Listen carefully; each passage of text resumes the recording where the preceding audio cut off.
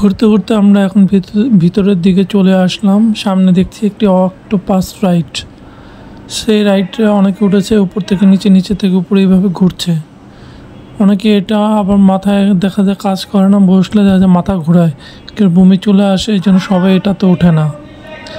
কিন্তু রাইডটা আসলে অনেক মজাদায়ক, আনন্দদায়ক। যে ওঠে সে বুঝছে, না বোঝে না সে তো বুঝবেই না। দেখেন বিভিন্ন রং বেরঙের কালার দিয়ে তৈরি করা আছে অক্টোপাসের রাইডটি। খুব সুন্দর একটি রাইড।